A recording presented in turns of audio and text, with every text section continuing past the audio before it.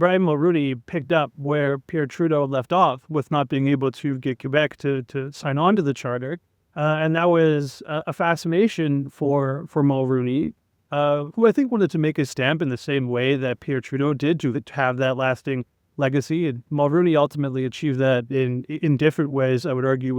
with free trade and a few other definitive policies. But the problem then became politically afterwards, where the country had been occupied by these constitutional conversations for decades and was rightfully exhausted, especially after the Quebec referendum in 1995. So I think there was an overall exhaustion across the land for these conversations. And if Conservatives wanted to have this conversation opposed to or criticizing the charter in any way, that was viewed as probably a bad move politically, and I think it still is today. So and the fact that the charter is pitted as something, or put up as something that is part of Canadian identity, which was part of the motivating factor behind it, to now criticize it is to be viewed as being un-Canadian. And I've written about this in the past as well, about how, a lot of liberal legislation is ran parallel as, the things that the Liberal Party has accomplished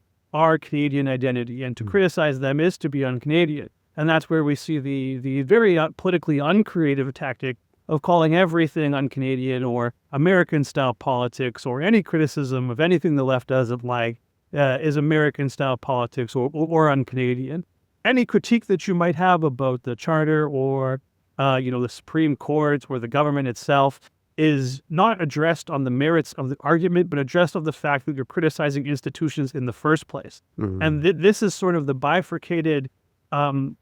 nature of Canadian politics right now. So if you as a political leader criticize someone in a leadership role, think about the governor of the Bank of Canada or, the head of the RCMP, it's not about the criticisms, it's about the fact that you're criticizing Canadian institutions, which has become the be-all, end-all entity for a lot of people in Canada, primarily I would argue in central Canada, who naturally trust the government so much, which is odd to me, of course, personally. But you even saw this in the pandemic when pandemic restrictions, the more strict they got, the more popular those measures were. These are, I would argue, institutionally, historically,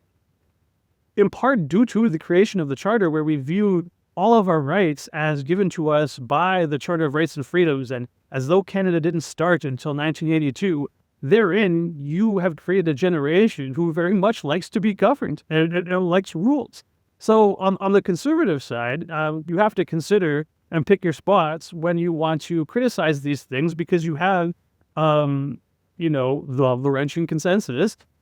against you in a large way. So looking at the historical part of it, looking how it plays out generally now, Conservatives have taken a different tactic historically, and now I think we've seen with Pierre Poilievre someone who's actually willing to talk about social and cultural issues, because there's a weakening social fabric in Canada, and a lot of Canada's downtowns are in disarray. The cost of living is up for a lot of young Canadians, and they're looking at the state of the country and saying, like, well, the state that I was told to put my trust in, that I perceive my rights to come from because I've been told that that's the way it is, they're questioning all these things now and looking at things in a bit of a different light. So the success of Pierre Poilievre in doing that is different than how Conservatives would approach it historically, to say, like, well, we're just not going to touch these issues because everyone's so on board, but it's not the 70s, it's not the 80s. There's time to try and talk to Canadians a little bit differently, especially younger Conservatives and younger Canadians who actually want to talk about social issues and not in the nefarious way that some on the left may think we do.